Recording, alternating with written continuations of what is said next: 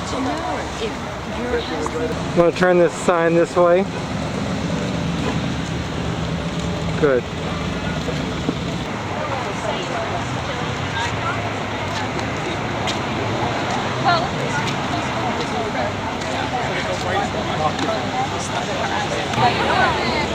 Right.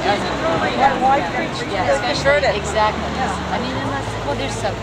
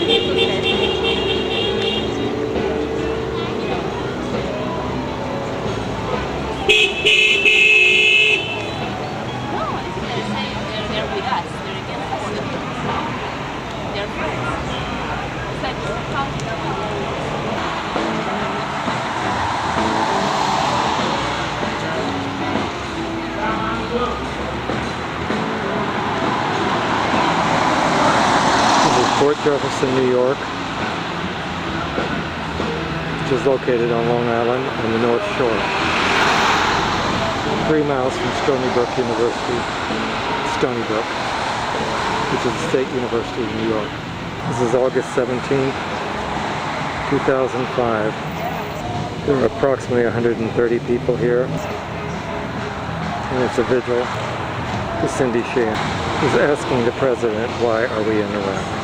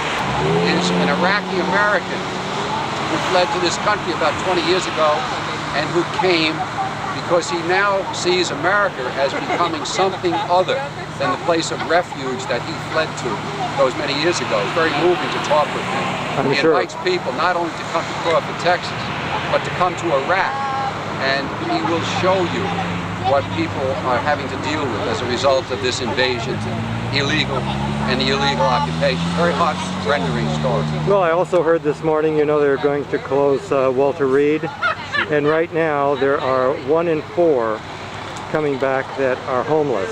It's going to cost $1 million a year to treat them. They've got these horrible brain injuries, and of course the over 100,000 innocent Iraqis and children killed over there. Right now it's costing $3 a gallon, plus an awful lot of human life and spilled blood. And Venezuela with Chavez, we get, I think it's the 4th supplier of oil to the United States. And he was democratically elected. They tried twice to oust the man through coups, one more delicately done than the other. And ultimately, I'm sure he will end up on an assassination list like so many other leaders have. And of course, Pat Robinson, as he delivers another chapter to the twisted Christianity that he represents, has called for his assassination this week. So Chavez, in the meantime, however, is building a network in the Latin American and Central American countries that hopefully can become some kind of a counterbalance to the imperial forces that are being exerted. It's a tall order. I'm very pleased with Hugo Chavez because last year, in response to our visit to him, he said he will not send any more soldiers to the School of the Americas for training. So I'm very pleased with Chavez, and I do hope that his people can protect him. And I know that we here, when the going gets tough for him, as it probably will do everything that we can to keep the imperialists out of his official efforts. Well, the School of Americas has trained many of the terrorists in these countries.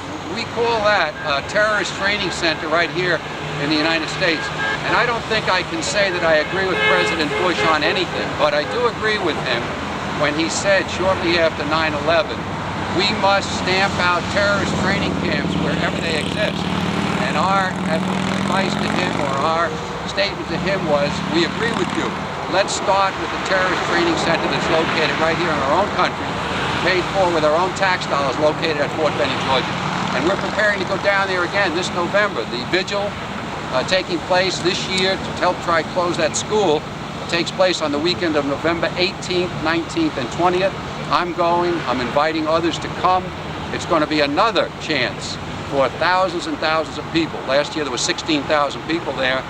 Another chance for thousands of people to come together. And they'll still be saying, give us an answer to this question Cindy Sheehan is asking. What's the noble cause? It is the same message that we've been delivering for 15 years as that school closing effort has been underway. Very good. Thank you, Bill. Hey, thanks for taking the time.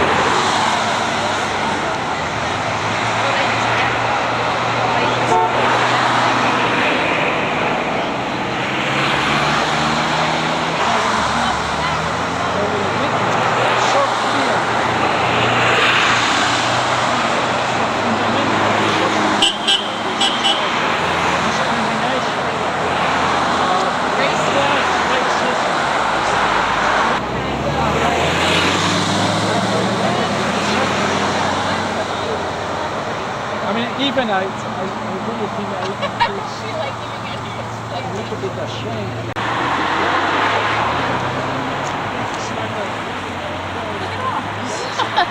Yeah, did it? I don't know.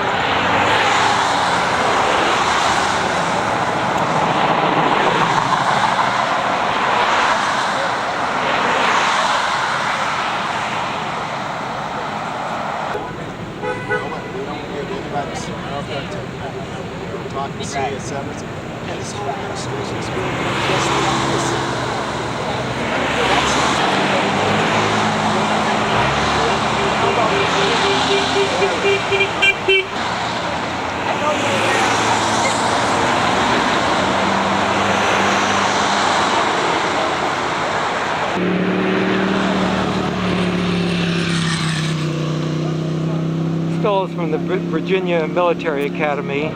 He wouldn't speak. He's pro-war, pro-Bush. This is a young fellow. He's in college. He supports the war, but with his father, you'll see the father in a minute. When you mention the son going into the service, he goes ballistic. That's the father. Here's the father on the left. And I just told him we ought to put the draft in. He said, don't mention my son. There's the son running in the back. Fine, let other people's sons go. Don't increase the draft. Or don't put the draft into effect.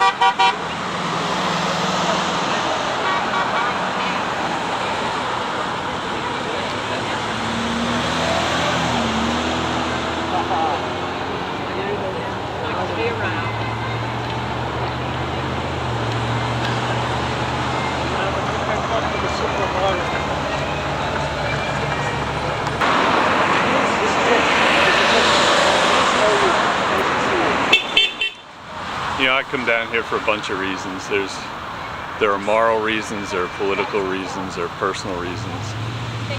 Moral reasons, I think this is a misdirected war. It's a war that's not a war. It's an invisible enemy. It's got political ramifications. It's got business ramifications. We're not fighting to save this country. We're fighting to save the interests of, you know, corporate interests. You know, for my personal reasons, I feel like, you know, we're voices in the wilderness here. There are, you know, the press doesn't speak for people who have a conscientious opposition to this war, or an agenda that they want to, you know, pursue that they think will be better for the world. And I think the horns out here are about as close as political, you know, outcrying as we get locally, and it's a shame. But, you know, slowly, surely, you got to do your own a little bit. And, you know, it kind of eases my conscience to come down here, if nothing else. And it's very reassuring to see that there are other people who feel the same way and persist at it. And it's, you know, it's a short life, and it's a big reason.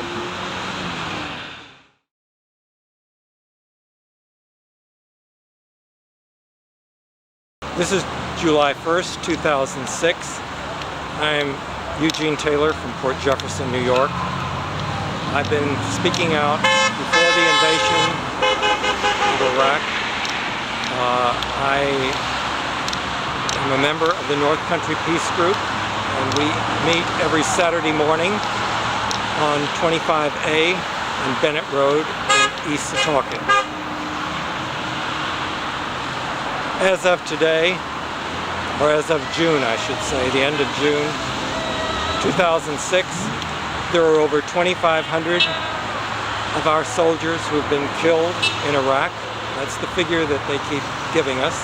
But this only includes the soldiers, the military that have died in Iraq. It doesn't include those who have been evacuated out of Iraq and die elsewhere. There are between 20,000 and 48,000 of our troops that have been wounded. Many of these are very, very serious. They've lost arms, limbs.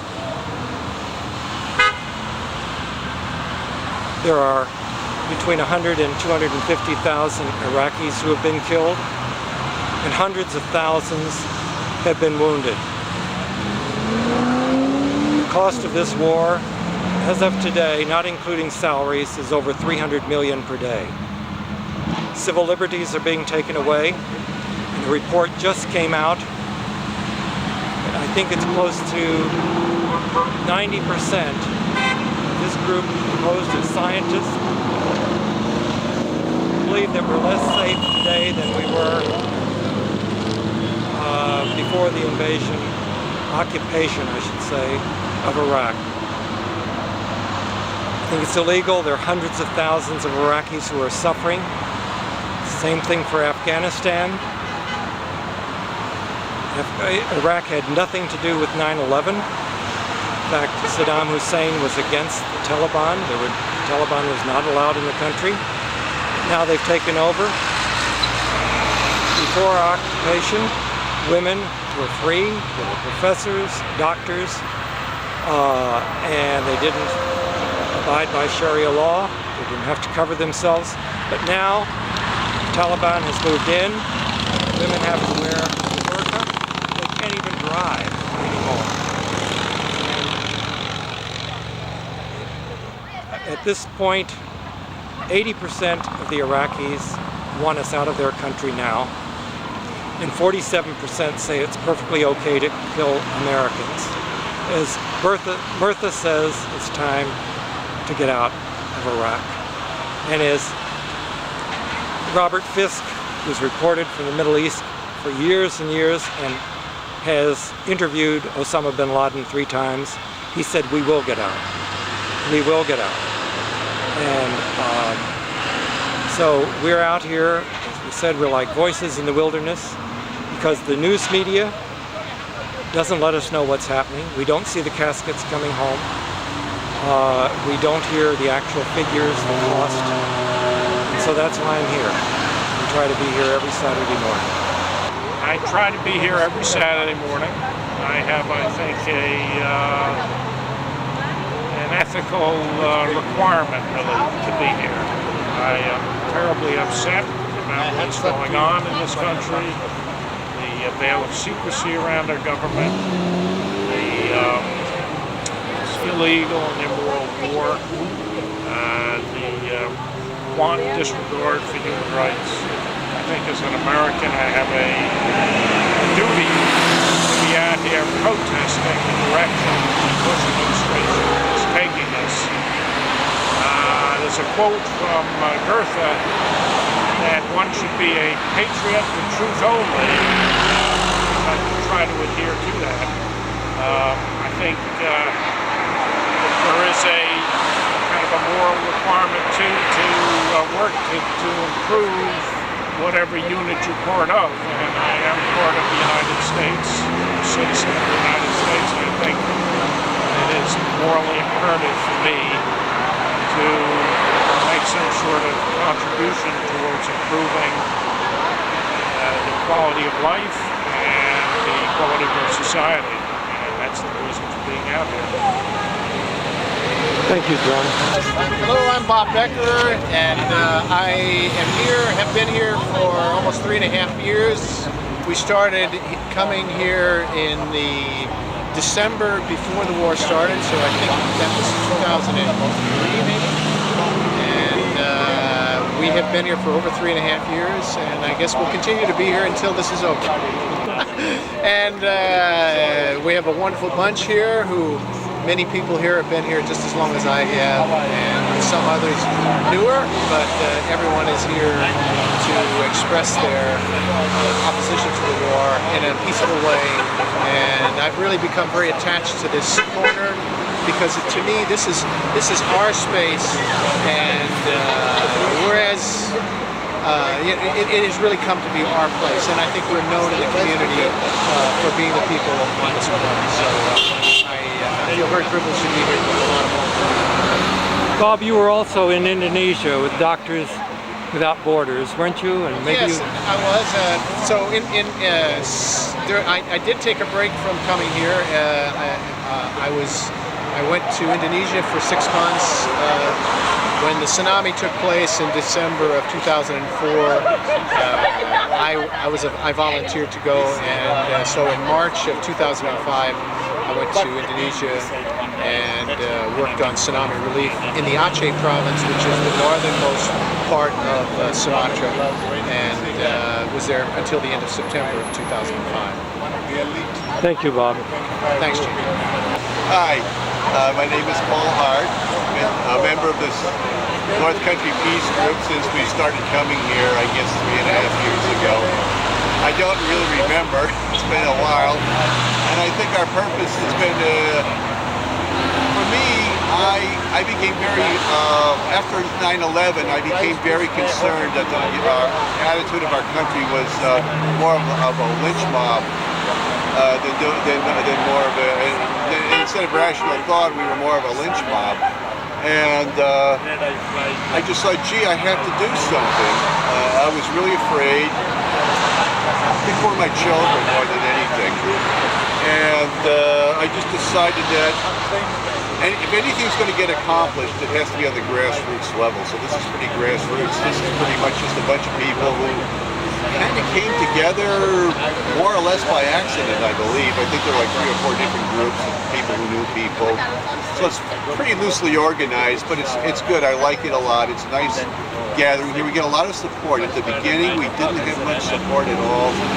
We've changed it a little bit. I hope we can do something about this insanity that we're in, and hopefully we get out of this quagmire. Thank you. Oh, that's good. I am Hélène Bolland. I'm a librarian. I'm a librarian at Stony Brook, and I have been coming to this corner for the last 3 years on Saturday, and I'm very proud of what we're doing. I think that's marvelous that we have been keeping up like this. I think that, of course, I would like more people to come on Saturday morning to realize that this war is absolutely unjust, that it's going to be another Vietnam, and that we should all be concerned. I'm also very concerned about what's going on in Guantanamo. I think that this gulag should be closed. And, this is really unacceptable. It's absolutely shameful. Thank you, Hélène. You asked me why I'm here. I guess I'm here because there must be an end to this collective madness, because I think that if people were more informed about what this war in Iraq had meant for large parts of the world, they would probably be more vehemently against it. And so I'm doing a sort of patriotic duty in trying to inform people that this is a war of invasion, that it has broken all the existing international laws, that it has brought mayhem to a country that already had a very difficult time, and that the United States, by invading them, has ruined the last of their infrastructures, such as it was, and not given them any improvement whatsoever. And so I think the best thing for the United States is to get out and start thinking about reparations for what we have done to them and to those next to them. Thank you. Thank you very much.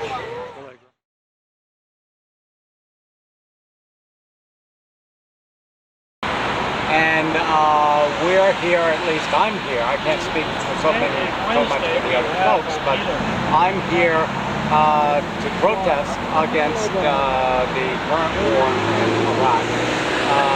Because I deeply feel that the war is not only not necessary, there were no weapons, but it is illegal. It has violated the precepts of the UN Charter.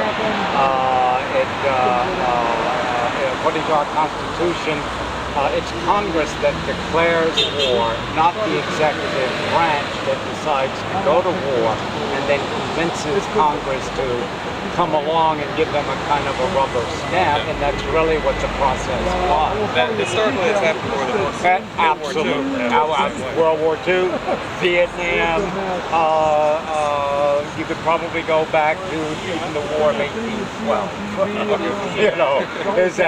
There's a lot between the principles that we have in our Constitution and how those principles have been implemented. And so those of us who are for peace rather than being against war, because many of us have been in the movement, certainly I have, since I returned from Vietnam on the afternoon of April 4th, 1968, landing in Washington, D.C. about 6 o'clock in the late afternoon, early evening. and I could see fire burning behind the Capitol, and I said, what's this all about? I happened to come home. My walk home was landing at D.C. About 3 hours after Martin Luther King had been assassinated. And the disconnect of the rioting, the burning, the National Guard troops being called out. I had been very active in the civil rights movement in college and even in high school growing up in Mississippi, and for civil rights, for voting for the African Americans, and there was just a real, real difference.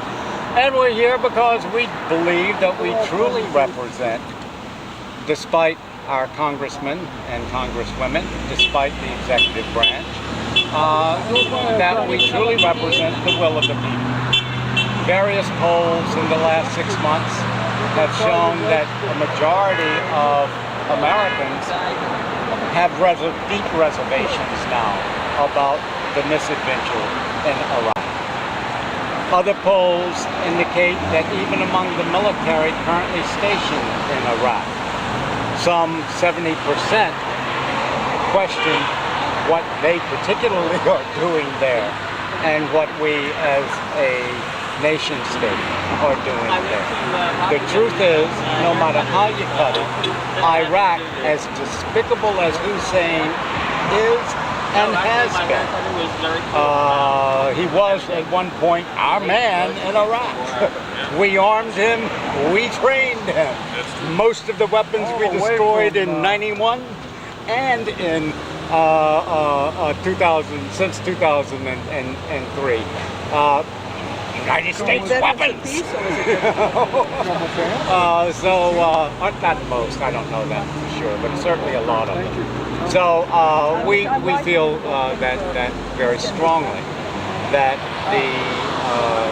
the invasion and current occupation of Iraq is not helping in the quote global war on terrorism. In fact, it has greatly interfered and made us now some 3.5 years later, well 3.25 years later, more at risk for world terrorism. We've alienated not only the Muslim world, we've alienated many of our common and closest friends and allies. Whereas after 9/11 we had an incredible amount of worldwide sympathy and empathy and adulation. Now we are hated. We are looked down upon, not only by governments, by members of the United Nations, but by a vast majority of the world's population. They look at us like we look toward the Nazis, as bullies, as fascists, as an imperial power that is extending domination and control against the wishes of the people. Here's another idea. Yeah. These same rest of the world countries that you're always talking about how we have to have their support. Yes.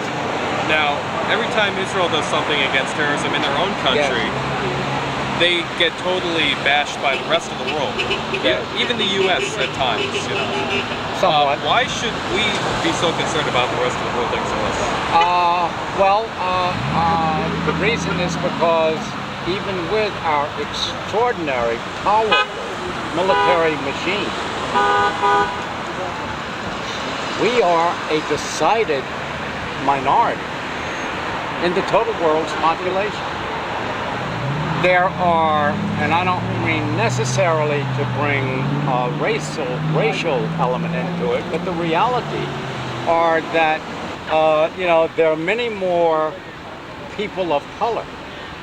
By, I don't know what the number is, but I would say about 10 to 1. Okay.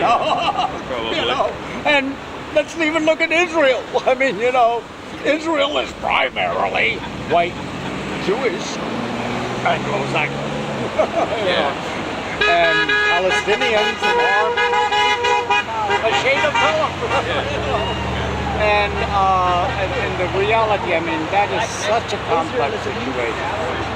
But for every Israeli Jew, that is absolutely awfully killed. You know, it's awful that a 12-year-old Israeli girl would die in a bomb. But for every Israeli, there are 10 to 20 times the number of Palestinian deaths that have been created by the state terrorism of Israel with the support of the United States. And again, well, I wouldn't exactly call it. See, as a veteran, I was a paratrooper. Yeah. I was put in the Haditha position many times. And as a Vietnam veteran, you probably appreciate it. Many times. And I found that the reason why so many Palestinians are getting killed is because they would not think twice to put their kids in a position where they surround the guys who are shooting them. So I don't see why it should be Israel's fault at all. Thanks for being here, everybody, and let's end this war. Let's end it. Thank you. It's a war crime is what it is. It's a war crime. And we need to get out. We need to get out. Thanks, Brian. That's our job. Thank you. Hi, I'm Jim Navarre. I've been out here demonstrating for a while, and I'm just opposed to all the waste and the corruption and the war profiteering and the sheer barbarity and violence of it all, and we know it's not going to lead to anything good. And we've been there too long, and it'd be good to just see our boys come home. So keep fighting the anti-violence and pro-peace march campaign, and I will. And I occur as often as I can in all the events that I can get to. Thank you. I'm Nicole. Today is July 8th, 2006, and it's great to see so many people out opposing this war for so many reasons. There are so many reasons to oppose the war, and it's great to see such a diverse group of Americans out to say that this war is wrong. Thank you, Nicole.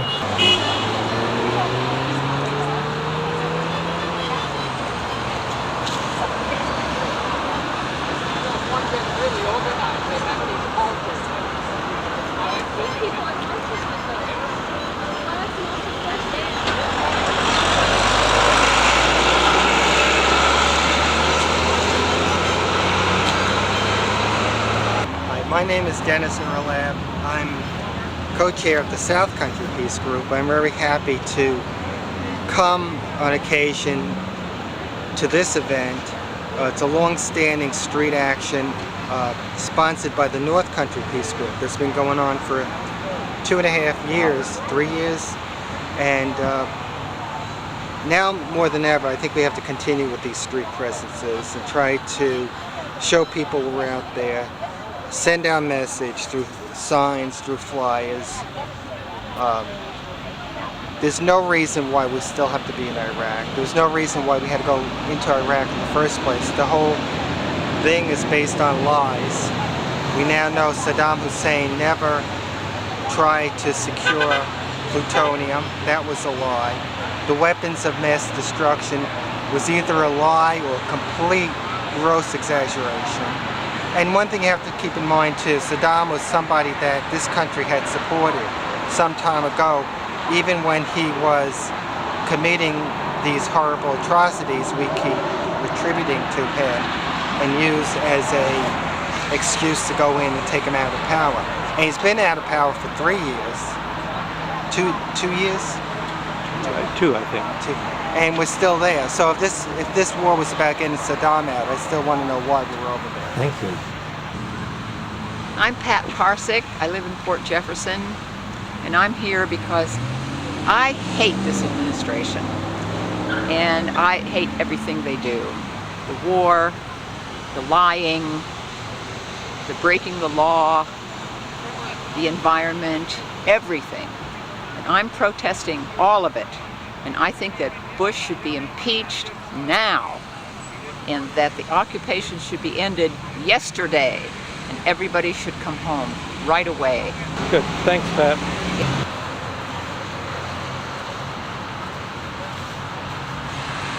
Hi, I'm Charlotte Coombs, and today I'm with Code Pink Women for Peace. I belong to the Suffolk Peace Network. I belong to the South Country Peace Group. I'm on the board of the Suffolk NYCLU. As you can see, I'm a real activist. Well, it's all I can do because that keeps me from despair. If you're not active and you're just complaining and despairing, you do no one any good. So I cloak my despair in a peace flag and wave it, hopefully that other people will see, at least think about what peace means. To wage peace is my job. And for the elders, to bless the young. And you bless the young by not letting them go to war, to come back in body bags just for a hegemony agenda. Thank you. Thank you. Yes, we will stay the course.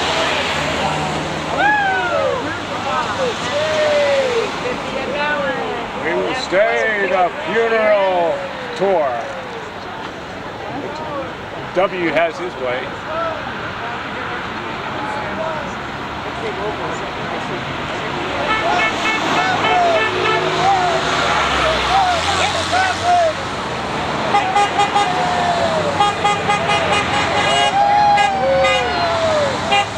Constitution!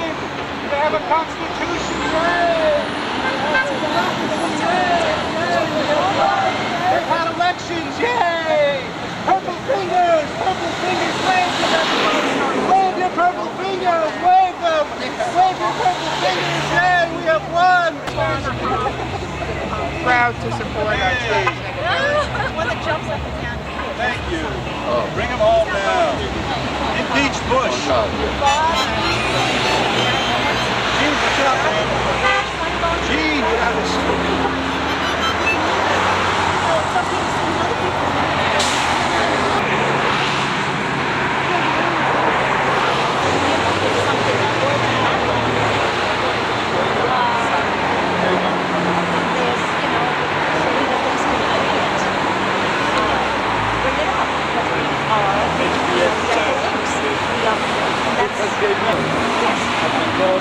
Yes. Oh, okay. No, that's what I'm saying. That's what I'm saying. That's what I'm saying. So, I don't know if I should be so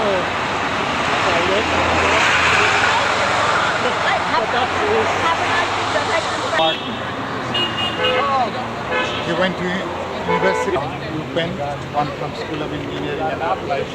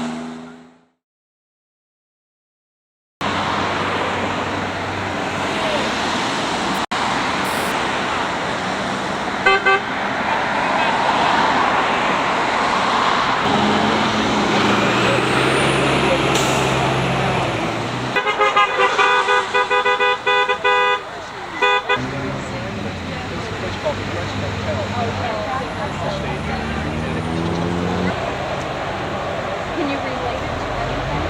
Just getting around.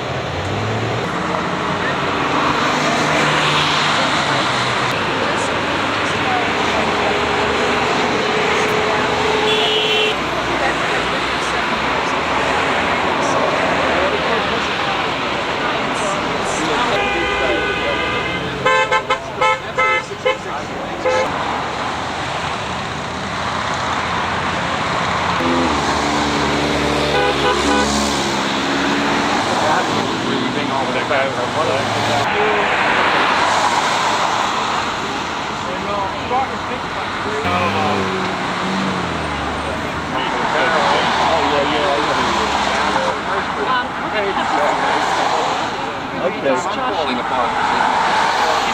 My blood pressure, my eye. That's why I got the glass. I just came from the eye doctor. I blew my eye out here.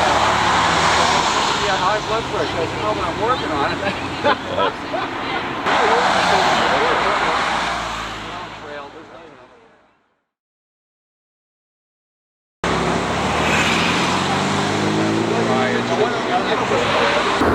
We've been standing here on this corner in Setauket for about 3.5 years before the invasion of the Iraqi people after 9/11.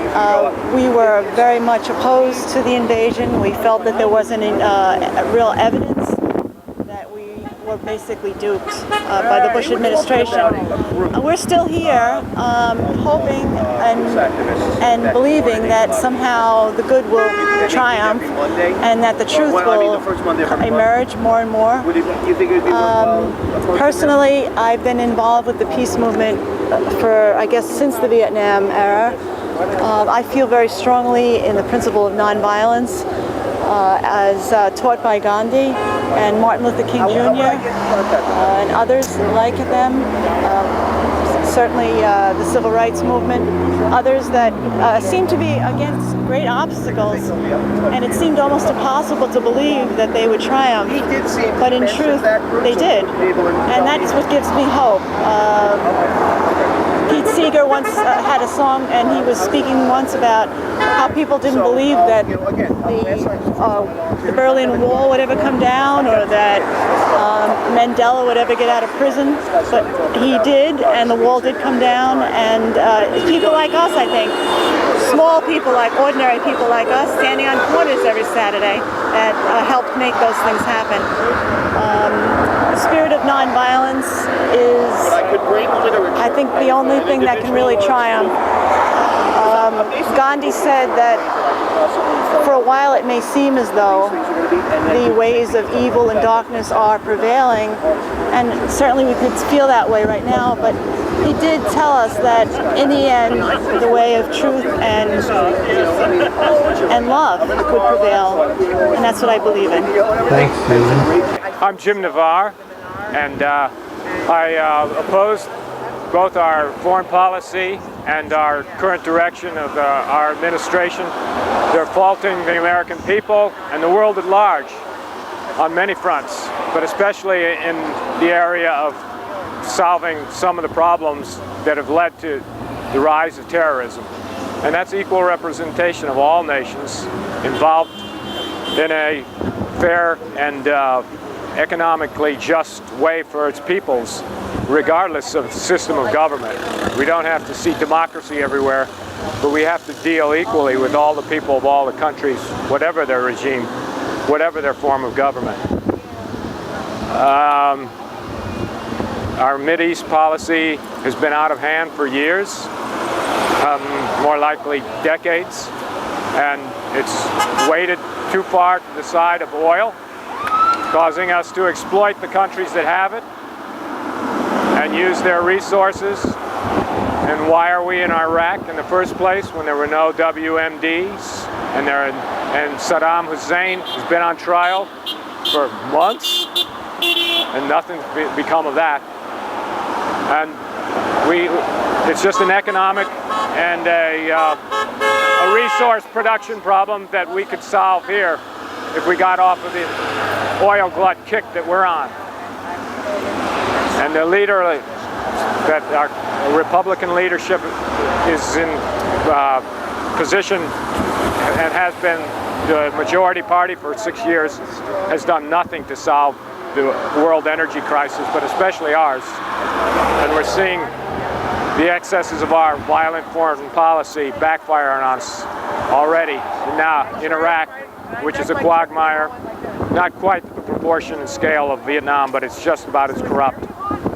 And it's all for economic gain of these war munitions corporations, Kellogg, Brown, Root, etc., and the engineering firms that are rebuilding. And it's all to the average Joe's, citizens of the USA's economic expense and pocketbook sacrifice to the future that we pay out to these war orchestrators of the big corporations. So I hope we can see what the folly now is occurring in Lebanon, the massive disproportionate power that we've supplied Israel with weapons for 30, 40 years, and how they're just indiscriminately killing citizens at a rate of 10 to 1 to the number of fatalities that they suffer, Haifa or wherever, because of our sheer economic hardware, warfare, and support for Israel at the expense of the Arab nations. Thank you. And we're losing at home, too. Our democracy is eroding daily with the secrecy and furtiveness of the Bush and Cheney administration. Thank you. Thank you, Jim. Hi. I joined this North Country Peace Group over 2 years against the shameful act of our president against the Iraqi people. And the Iraqi women and children are being killed ruthlessly. A torture and violence is going on in one of the oldest civilizations of the world is losing this. And the North Country Peace Group is here every Saturday, and I enjoy this very much. I can express my protest against the war through this group, and we get a tremendous support from the passers-by honking their horns, and that clears my conscience. Okay, thank you. Thank you. My name is Sue, and I'm joining my dad today. I'm at the anti-war protest that he's been going to for a while now, and I've been hearing about it, and I'm really excited to join him. I'm a teacher. I'm an elementary school teacher in Las Vegas, Nevada for Teach for America, and I'm really proud to join him today because I completely feel that what he is doing out here is really something that I wish more people would become involved in. I kind of think that what's been going on for the last, how many years now, it's just a travesty, and I'm really proud of my father, and I'm proud to join him today to, show how I feel about the war and Mr. Bush. And so I'm glad to be here today for that reason. Thank you. I am very, very angry, and I really hate Bush and Cheney, and I wish they would be impeached. But now that this is happening with Lebanon and Israel, I know that that's a hollow wish. I am so angry at the bombing, and that we are sending bombs over there, and that we are bombing ambulances and families and children. They are putting up this country and the whole world in so much danger. I am furious. Good. Thanks, Matt. My name is Bruce Barry. I've been demonstrating here for the last year and a half, 2 years. And I come down here to this corner every week because I feel that it's good for my soul, I guess, more than anything. But I think it's important that we keep a constant way of provoking people into thinking about what's going on in the world day in, day out, especially with regard to the war in Iraq, the conflicts in the Middle East, and the assumptions in this country that are really coming to an end game of where we're heading as a species, as a people in the world. It's a world full of assumptions out there, and I think a lot of those assumptions have to be broken.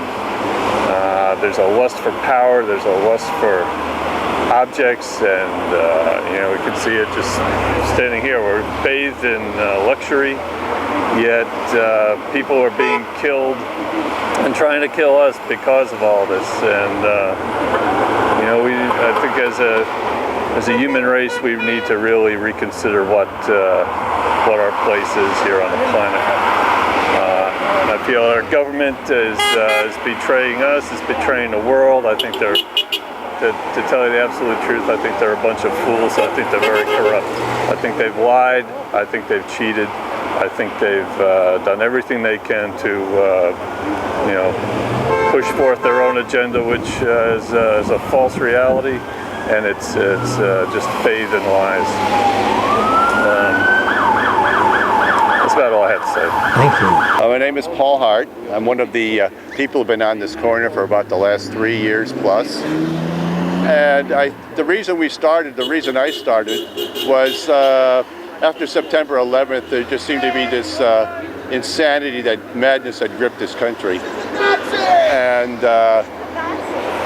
frankly, we were very worried about how the direction this country was going. And we decided to do something about it. And so we said, well, we tried to do something at a grassroots level with just some people we happened to meet up with. And just by holding signs and trying to point out that Iraq had nothing to do with September 11th, and that we thought if we went into Iraq, we'd have another Vietnam quagmire. And I'm sorry to say, I really didn't want to be right, but I think we're right. You know, we are in a quagmire, and I have no idea how our country is going to get out of this. And I think we've basically done a lot to radicalize the Mideast. And if they listened to us, this never would have happened. Okay. Thank you very much. It's my pleasure to say good morning to you and to offer my thoughts, first with my sign. Of course, each word has a deep meaning, and each word can mean something different to all of us. So I come here each Saturday with the hope to touch the hearts of others who care about what it says on this sign, and more importantly, to share my witness for peace. This sign really could be shown in any country. It's in America. I'm here, I'm an American citizen, but of course it could be shown in any country. And every country should understand that brutal killing leads to a reaction that's as brutal. And that's the fallacy of any model that tries to use force instead of true peace and retribution is not the answer. I'd also like to say it's a very good experience to come out here, because you know that you're alive, and there are many other human beings who touch us and who react to us, and it's their concern and love that I basically thrive on. And I hope that in the future we find wisdom with all of our technology, and that wisdom leads to finding the full human potential, a potential based upon what we are and what would be most fruitful. So thank you for the opportunity to share with you. Thank you, Chuck. It's very nice to be down here on the corner again today. I know this gathering has been going on faithfully for the last 4 years, and the folks deserve a lot of credit for having the endurance and the perseverance to continue the message. It's also gratifying that so many people going by connect with the messages, the horns blow, the applause is given, the lights are blinked, and that's all very, very important. But in spite of this, this community of people that's developed over these years, things continue to deteriorate around us, and it is discouraging. This week was a very sickening week, watching the display of brute force and violence being rained down on the people of Lebanon. My heart goes out to them. I don't know what we can do except other than continuing to try to educate people to the ways of nonviolence. We've got to break the cycle of violence. We've got to find other ways to deal with each other. We do it here in our community. We've got to do it internationally. So let's hope that we can somehow or another begin to bring that kind of a message to the public. And the policymakers are another story. I honestly don't know what it's going to take to impress them. It's one thing to argue in favor of taking part in the electoral process, the electoral politics process, but it's extremely discouraging when you see the time and energy expended on that, and then who do you elect? I'm afraid that come 2006, we'll do nothing more than elect some people who will offer us the same policies under new management. And that same thing may be true when it comes time to elect the president.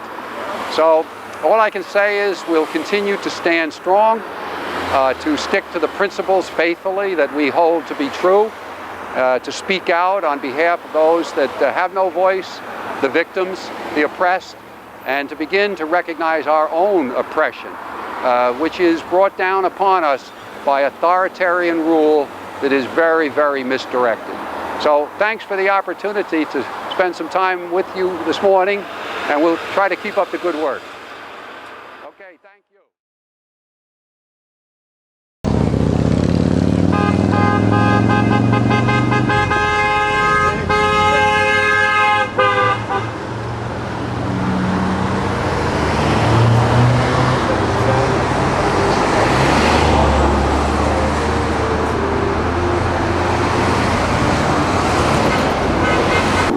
First Saturday in August, the mad month where wars continue on an unjustified basis, foreign policy fails, diplomatic moves are faltering, and the war on terrorism is seen for what it really is, a sham by the Bush administration for economic hegemony over colonized countries in the Arab world.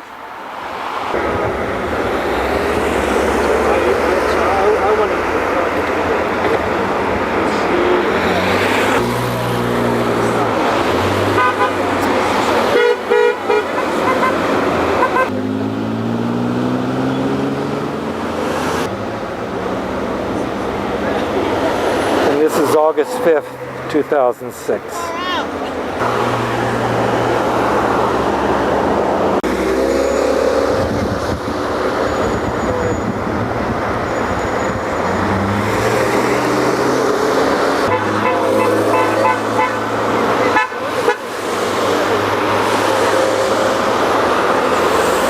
Saturday morning again. We are once again out here protesting the war. It's not that we don't feel the pain of what's going on all the way through the week, but some of us just have time to come out on the weekend.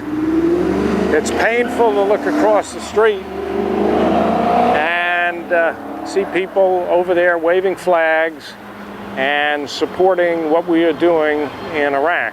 It's extremely painful. I think these people are ready to sacrifice the lives of American soldiers and Iraqi civilians for no good reason, no rational explanation that they have other than that the president has said that this is what we need to be doing, so therefore this is what we need to do. And in speaking with them, it's clear that there is no underlying understanding of what has been going on, what lies behind the administration's move into Iraq and our continuing presence there. It is a war that has cost innumerable lives. It is draining our treasury. It is setting the world against us. It is self-defeating. We are creating, or we are carrying out extraordinary war crimes. And it's just amazing to me that we continue on this course and that we still have people that not only support what the administration is doing, but are willing to come out and hold up signs. I think it's nice that they actually are making a conscious effort to do something, to express their views, but I think their views are so extraordinarily harmful. It's also interesting that two of the demonstrators over there are clearly military age and have signs up about essentially suggesting they believe that what we're doing is required for our freedom, and yet they're here. And there are others who are in Iraq dying, who are in the army because probably primarily financial reasons. In any event, we will continue here, and hopefully rationality will, and humanity will somehow descend upon us all, and we will withdraw and somehow make amends. That's what I have to say for this morning. Thank you, John.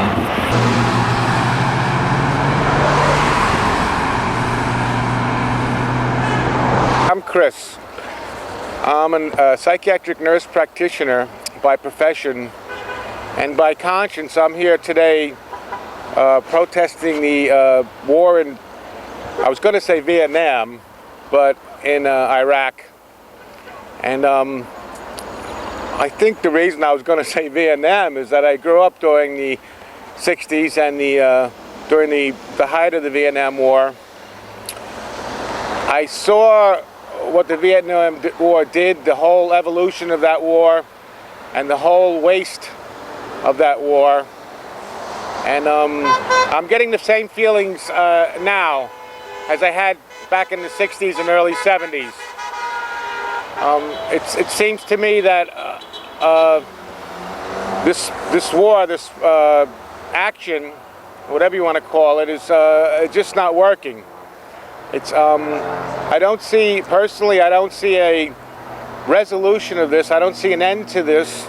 I don't feel we can force democracy on another nation, or to be more specific, another group of religious people. And to me, it just isn't going to work. It's really that simple. I do support our troops. I support them in the sense that they need to come home. I feel that's the real way to support the troops in Iraq, Afghanistan, and any place else that they may be trying to stamp out terrorism by war, by fighting. It just doesn't make sense in that regard. Part of me is also crying out for the soldiers who are going to come home psychologically and mentally damaged as a result of this war, also physically damaged. We don't hear much about them, and there's many soldiers who are losing their mind, and as well as losing limbs and other types of emotional, physical, and spiritual damage. Those numbers are great, and the caregiver part of me goes out to them.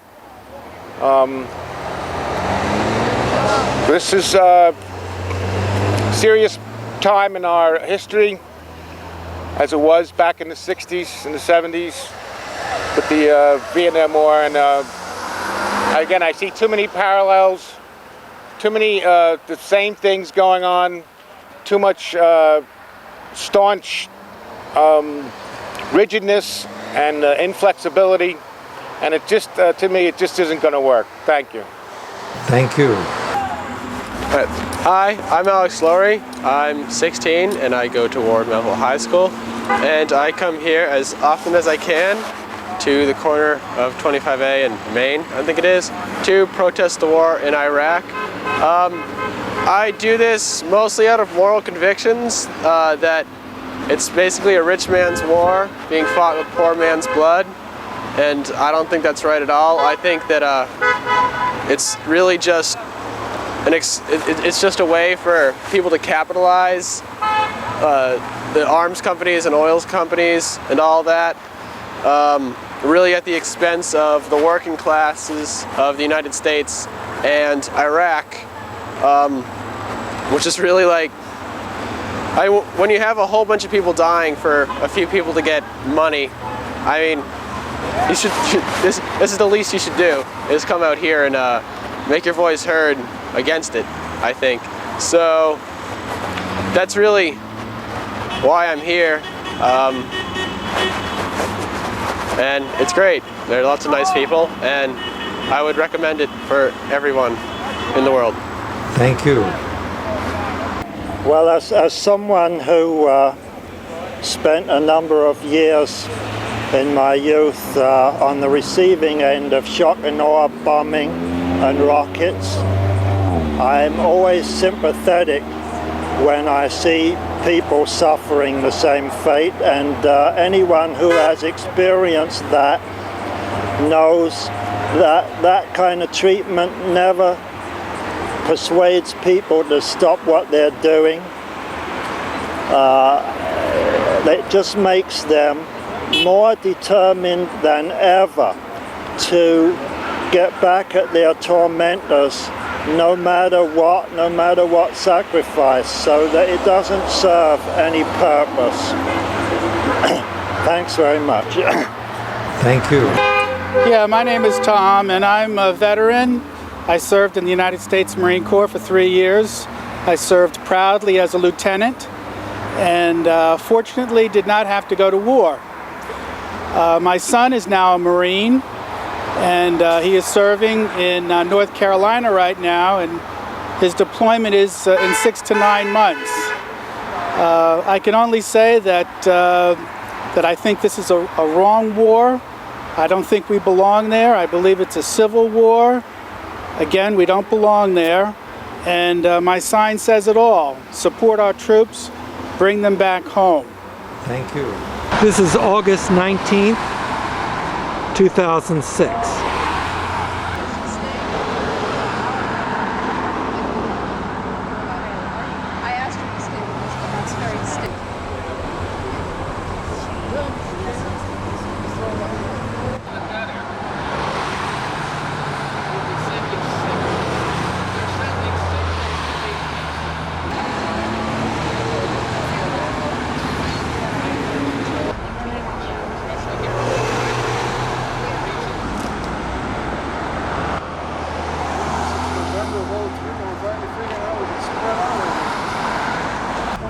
By the way, we have things in common with our friends across the street, because today the man was hollering, I don't know if you heard him, bring back the draft, bring back the draft. Yeah. Hey, that brings us back to there, and that brings us to universal rejection of these murderous policies.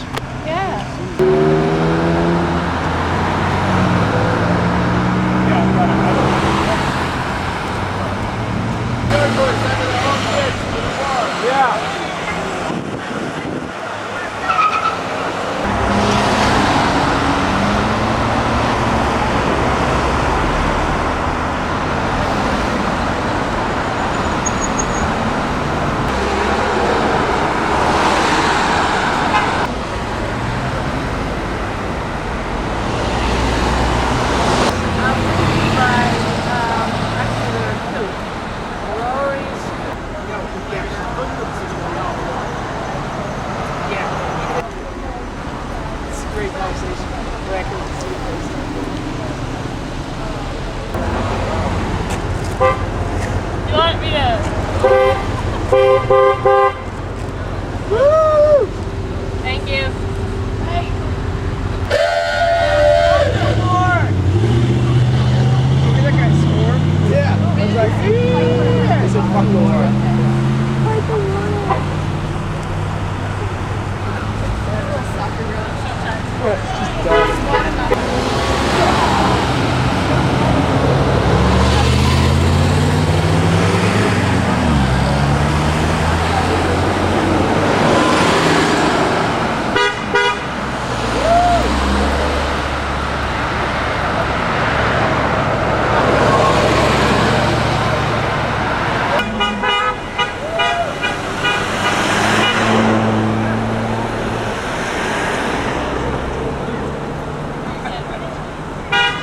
And these are the Bush supporters on the other side of the street.